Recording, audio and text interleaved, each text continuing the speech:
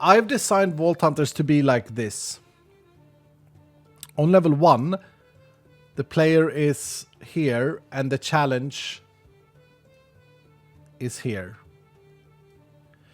As you level up in Vault Hunters, you outlevel the danger. Okay. This here is level 49. You are up here. This makes you feel very good at the game. Okay? And after this, the game does this.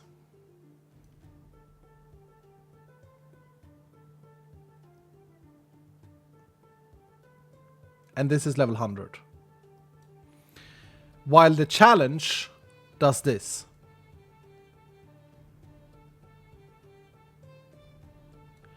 And then stops here. Okay? And so what I'm trying to show you and what I'm trying to achieve with Vault Hunters is that if you're playing a game that looks like this, your progression, your challenge. If these are equal, if these are the same, you're never progressing.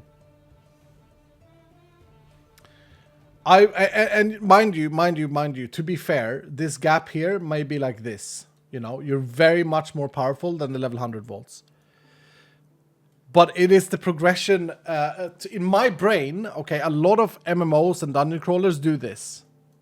And then at the end of endless dungeon crawlers, they do this. Oops, that's the wrong pen. They do this, and you can never beat the game. I am not worried. I'm not worried about this discrepancy here.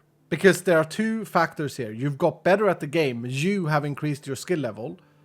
So like when Joe Hill started out, he was here on level 1. And the challenge was here, right? When Joe Hills ended his playthrough, he had got to level 100.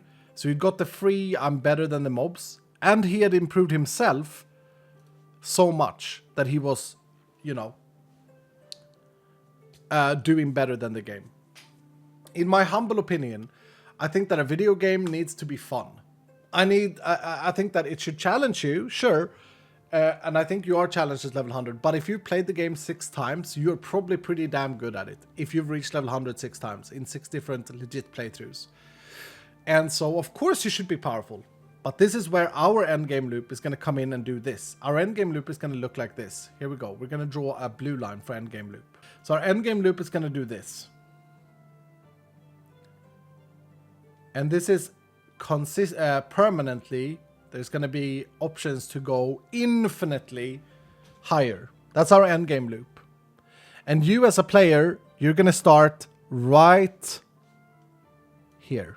You're going to be slightly better than the endgame loop. And then you are going to progress like this. Beyond this point, it's all up to skill.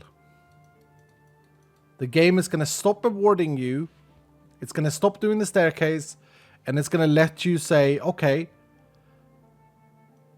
I'm going to have to become a lot better if I want to beat this. Because the game is not helping me enough. Now, of course, in my dream, this section is at the very least 6 months worth of play time. Until you maximize what the game will give you. And the rest of it is just skill. And here's the thing.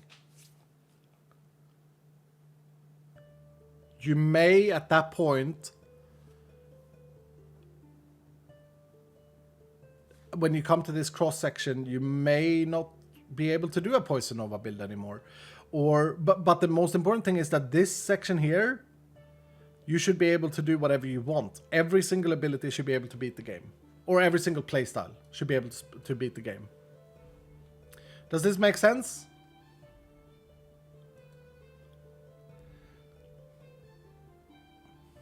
I think a lot of games, including Diablo, etc., they do this simple style of progression, where the difficulty and your progression scale at the same rate.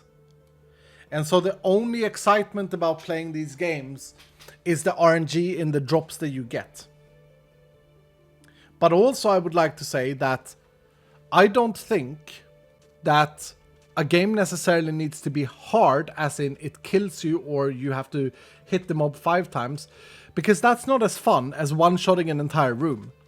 And we are playing games to have fun, right? The difficulty can instead come in completion, in getting all the etchings, in getting all the achievements, in unlocking all the transmogs, in beating the Herald in less than 8 minutes. Like, that's the challenge. Not your everyday, okay, or for example, having enough echo gems to make treasure keys, or these things. I mean, one shooting the whole room is great. Yeah, and so I think when we talk about power in abilities and power in the game, I think it's more about what the game allows you to do and how the game allows you to play, and less about how powerful certain things are. Because at the end of the day, there is no better feeling in any game than to be sitting in your little room, right? In your chair that you've probably farted in a few times, and feeling like a king or a queen. Am I right? You don't want to think about all of these horrible things in the world. All you want to feel like is a champion. And there are a lot of bad gamers in the world. Terrible gamers. But they can also feel like champions. And I think we present other challenges in Vault Hunters than necessarily just, you can start looking at this. So you think the Poison Nova is very powerful. Okay. Is the challenge now, can I kill 2,000 mobs in a vault? Can I do that? Because of course the game should like present itself with challenges. But I actually genuinely think with a hand on my heart that Vault Hunters is in a pretty good state. When it comes to like power and challenges. I think so. I think that it's in a pretty good state right now. And when we get the endgame loop, there will be this infinite scaling thing where you can, you're not supposed to beat greed 50 or whatever it may be, right? You're not supposed to. Maybe you can. Maybe you can make a cool video. Oh, I beat greed 50. Look at me. Whatever. The bottom line is, playing a video game should render you the champion. You should feel like a king. When you chain that toxic reaction, when you hear that across the room, when you see the zombies falling, you're feeling like a champion. At that time, you're feeling like the top of the world. You're feeling like Leonardo DiCaprio standing in front of Titanic.